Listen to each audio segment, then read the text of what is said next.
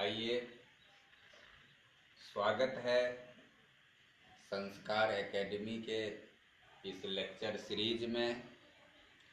आज हम वर्ग 10 के बायोलॉजी का श्वसन पाठ आगे बढ़ा रहे हैं। इससे पहले के वीडियो में हमने श्वसन की परिभाषा को देखे हैं और उसके आगे आज विचार कर रहे हैं श्वसन कितने प्रकार के होते हैं या श्वसन के कितने चरण होते हैं, या इसका हम दूसरा प्रश्न भी बना सकते हैं, श्वसन के कितने चरण होते हैं।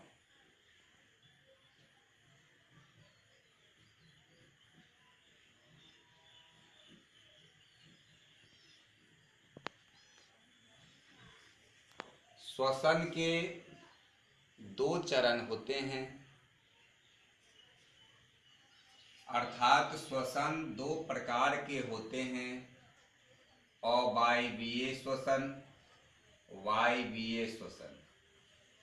जैसा कि यहाँ लिखा हुआ है, अवायवीय श्वसन, श्वसन की जो क्रियाएं O2 की अनुपस्थिति में होती है उसे अवायवीय श्वसन कहते हैं। अब हम देखें कि यह अवायवीय श्वसन किस प्रकार O2 की अनुपस्थिति में होती है, इससे क्या बनता है और फिर अंततः उनकी क्या स्थितियां बनती है। तो अवायवीय श्वसन ऑक्सीजन की अनुपस्थिति में होती है। पहली बात, ये O2 की अनुपस्थिति में होती है।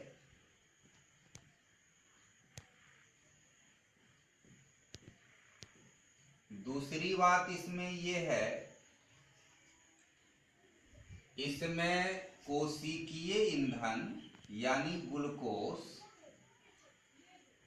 कोशिकीय ईंधन ग्लूकोज का आंशिक विखंडन होता है।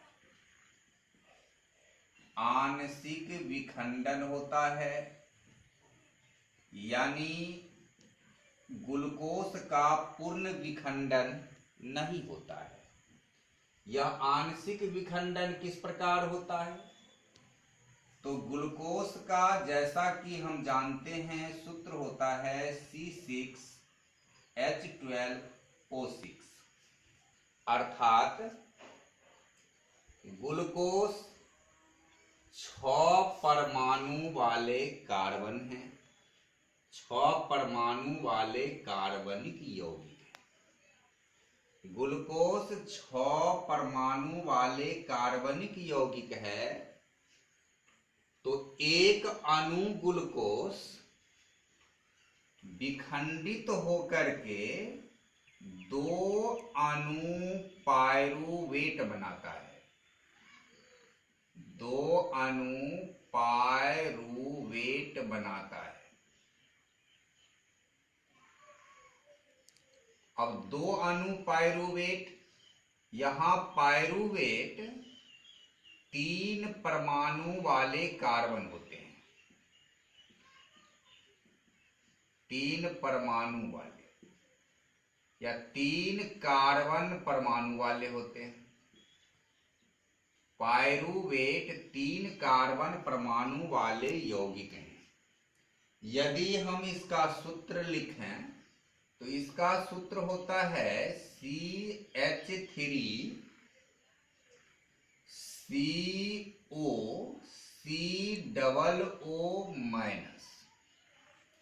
इस तरह कार्बन के 1 परमाणु, 2 परमाणु और 3 परमाणु, ये पायरुवेट का सूत्र है। तो एक अणु ग्लूकोज 2 अणु पायरुवेट का निर्माण करता है। ग्लूकोज का आंशिक विखंडन होता है, ग्लूकोज पूर्ण विखंडित नहीं होता। फलस्वरूप इसमें जो श्वसन की क्रिया में जो ऊर्जा मुक्त होती है वह ऊर्जा कम मुक्त होती है, बहुत ज्यादा ऊर्जा मुक्त नहीं होती है, क्योंकि यहाँ कोशिकीय ईंधन ग्लूकोज का आंशिक विखंडन होता है। अब ये पायरूवेट जो है, यह पायरूवेट और एटीपी ऊर्जा कुछ जो मात्रा जो विखंडित होती है, ऊर्जा की एक हल्की मात्रा बनती है, एक हल्की मात्रा निकलती है, और कोशिकीय ईंधन के ऑक्सीकरण से ऊर्जा एटीपी रूप में आता है, जो हम पहले के वीडियो में देखें। अब ये क्या होता है कि पायरूवेट जो है, इस पर कुछ क्रियाएं, पायरूवेट की कुछ बात होती है। पायरूवेट कुछ अपना दिशा लेता है, और ये दिशा लेता है जिसमें 3 स्थितियां आती है। पहला होता है कि जब O2 अनुपस्थित ही है, O2 अनुपस्थित है, तब ये पायरूवेट बदल जाता है। अनुपस्थित है तो ये पायरूवेट बदलता है इथेनॉल प्लस CO2 गैस में। दूसरी बात है कि जब O2 का अभाव है, अर्थात O2 है लेकिन उतना नहीं जितना जरूरत है, O2 की कुछ कम मात्रा है, आवश्यकता से कुछ कम मात्रा है, तब इसके फलस्वरूप जो बनता है वह एक यौगिक बनता है जिसका नाम है लैक्टिक अम्ल। और तीसरी कंडीशन होती है कि जब O2 की उपस्थिति है, यानी O2 पूरी मात्रा में उपस्थित है, हमें जितनी आवश्यकता है O2 की उतनी O2 हमारे पास मौजूद है, तब हम जाने पहचाने यहाँ यौगिक का उत्पादन होगा CO2 प्लस H2O प्लस ऊर्जा, जो ATP रूप में होगा। तो इस तरीका से अवायवीय श्वसन के अंतर्गत जो ग्लूकोज का आंशिक विखंडन होता है, 6 परमाणु वाले कार्बनिक यौगिक 3 परमाणु वाले कार्बनिक यौगिक में बदलता है, जिसका नाम पायरूवेट है, जिसका सूत्र CH3COCOO- है। यह पायरूवेट 3 तरह का आचरण करता है, 3 तरह का बर्ताव करता है। यदि उसे ऑक्सीजन की अनुपस्थिति ही मिलती है, तब यह पायरूवेट इथेनॉल और CO2 में बदल जाता है। यदि O2 की कुछ कुछ मात्रा उपलब्ध हो जाती है, पूर्ण मात्रा उपलब्ध नहीं होती है, तब वह लैक्टिक अम्ल में बदल जाता है। और जब O2 पर्याप्त मात्रा में उपस्थित हो जाती है तो यह CO2 प्लस H2O और प्लस ऊर्जा में बदल जाता है। अब ये जो 3 बातें होती है, पायरूवेट का 3 भिन्न भिन्न यौगिकों में बदल जाना होता है, इसमें बात जगह अलग अलग है। जैसे ये अभिक्रिया ईस्ट में होता है, ये अभिक्रिया ईस्ट में होता है, ये अभिक्रिया पेशीय कोशिका में होता है, पेशीय कोशिका में होता है, और ये अभिक्रिया माइटोकॉन्ड्रिया में होता है।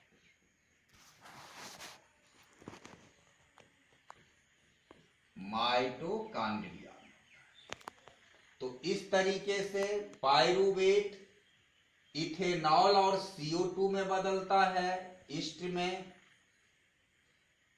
पायरूवेट लैक्टिक अम्ल में बदलता है पेशी कोशिका में, और pyruvate CO2 plus H2O plus ऊर्जा में बदलता है माइटोकॉन्ड्रिया में, जिसे कि हम यहाँ एक चार्ट में देख सकते हैं। यहाँ बनाया हुआ है ये चार्ट कि ग्लूकोज कोशिका द्रव्य में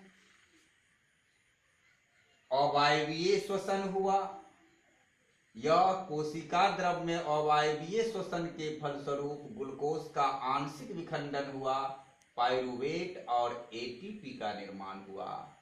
यह पाइरूवेट 3 तरह का आचरण किया। यदि O2 की अनुपस्थिति है तो इथेनॉल प्लस CO2 बना ईस्ट में। यदि O2 का अभाव है तो लैक्टिक अम्ल बना पेशी कोशिका में। और यदि O2 की पूर्ण उपस्थिति है तो CO2 प्लस H2O प्लस ऊर्जा बना माइटोकॉन्ड्रिया में। तो इस तरीके से हमने अवायवीय श्वसन के बारे में देखा कि अवायवीय श्वसन किस तरह होती है और कैसे होती है और अंततः उसका उत्पाद क्या बनता है। अब हमें देखना है कि वायवीय श्वसन क्या है। तो श्वसन की क्रियाएं, श्वसन की जो क्रियाएं O2 की उपस्थिति में होती है उसे वायवीय श्वसन कहते हैं। और O2 की उपस्थिति वाले ये जो है CO2 प्लस H2 प्लस ऊर्जा का निर्माण, यही वायवीय श्वसन है। तो एक बार हम फिर चलें, साथ साथ हम लिख सकते हैं, साथ साथ लिखो या कि वीडियो को पॉज करके रोक के इस प्रश्न का उत्तर हम लिख लेंगे। श्वसन कितने प्रकार के होते हैं? तो श्वसन 2 प्रकार के होते हैं। पहला अवायवीय श्वसन, दूसरा वायवीय श्वसन। अवायवीय श्वसन की परिभाषा लिखेंगे, श्वसन की जो क्रियाएं O2 की अनुपस्थिति में होती है उसे अवायवीय श्वसन कहते हैं। वायवीय श्वसन, श्वसन की जो क्रियाएं O2 की उपस्थिति में होती है उसे वायवीय श्वसन कहते हैं। तो इस तरह श्वसन कितने प्रकार के होते हैं उसका हमें उत्तर मिला। अब यहां हम एक और प्रश्न का उत्तर पाएंगे, जो तीसरा प्रश्न होगा, वायवीय श्वसन और अवायवीय श्वसन में क्या अंतर है? वायवीय श्वसन और अवायवीय श्वसन में क्या अंतर है?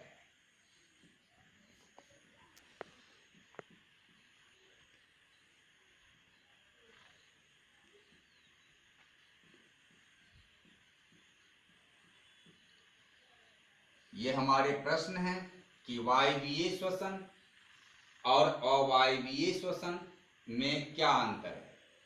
तो हम इसकी उत्तर की शुरुआत करेंगे और हम इस तरह लिखेंगे कि वायवीय श्वसन, चाहो तो साथ साथ लिख सकते हो, वायवीय श्वसन और अवायवीय श्वसन में निम्नलिखित अंतर है। पॉइंट ए, जैसा कि हमने देखा पहली बात कि वायवीय श्वसन ऑक्सीजन की उपस्थिति में होती है और अवायवीय श्वसन ऑक्सीजन की अनुपस्थिति में होती है। तो पहला अंतर हो गया, वायवीय श्वसन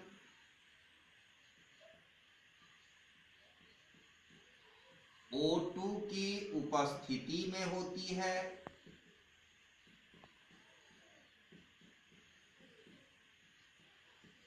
जबकि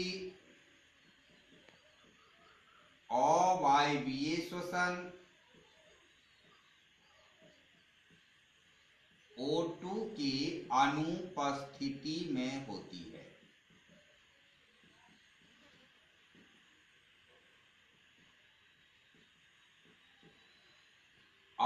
दूसरा अंतर देखें।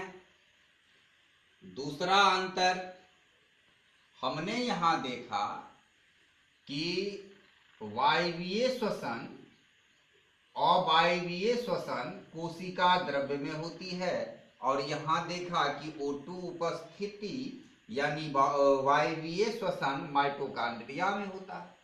तो एक अंतर ये हुआ कि वायवीय श्वसन माइटोकॉन्ड्रिया में होता है और अवायवीय श्वसन कोशिका द्रव्य में होती है।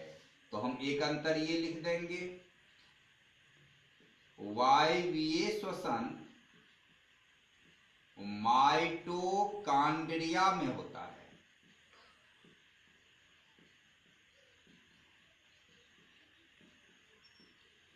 जबकि अवायवीय श्वसन कोशिका द्रव्य में होता है।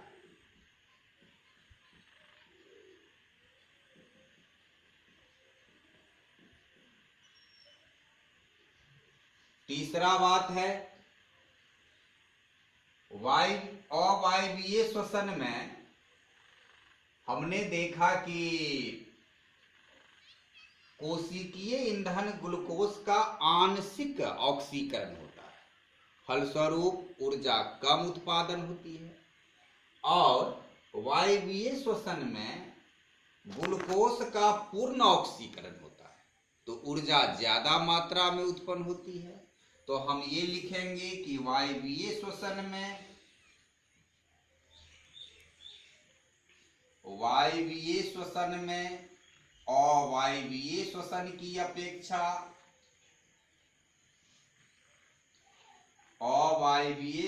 की अपेक्षा अधिक मात्रा में ऊर्जा मुक्त होती है।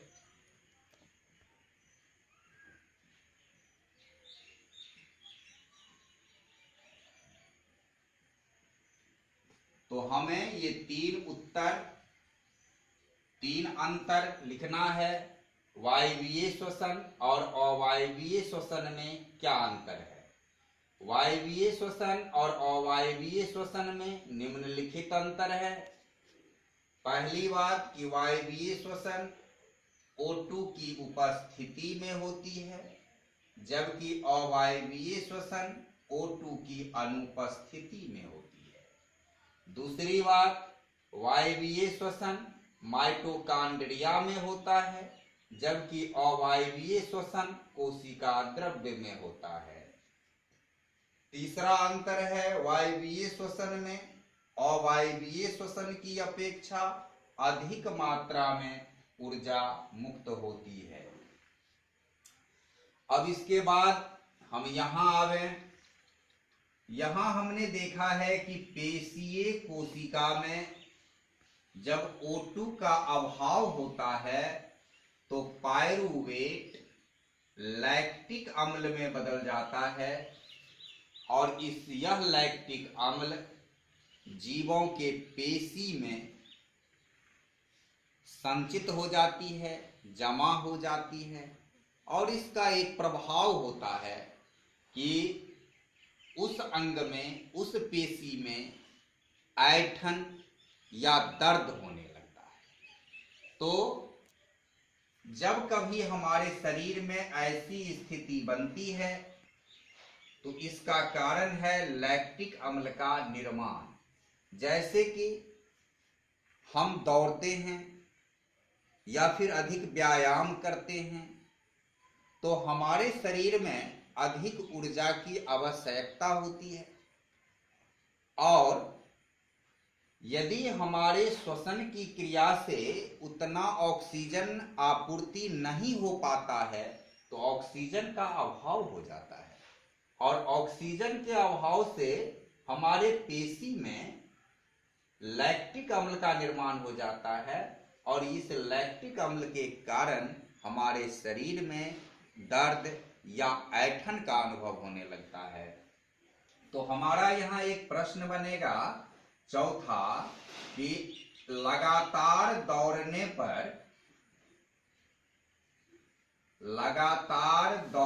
पर या अधिक व्यायाम करने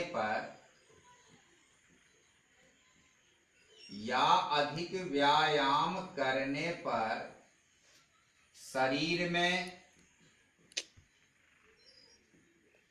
ऐंठन या दर्द का अनुभव क्यों होता है?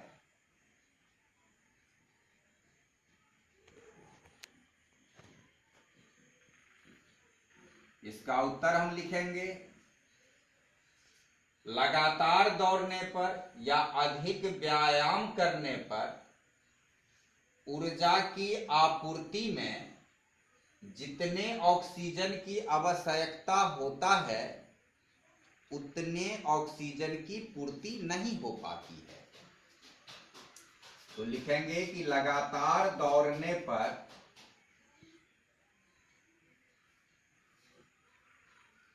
या अधिक व्यायाम करने पर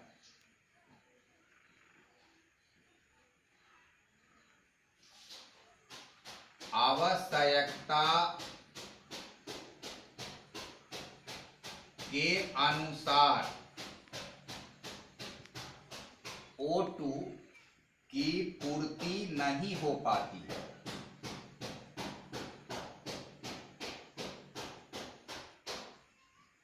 फलस्वरूप हमारे पेशियों में लैक्टिक अम्ल का संचयन हो जाता है,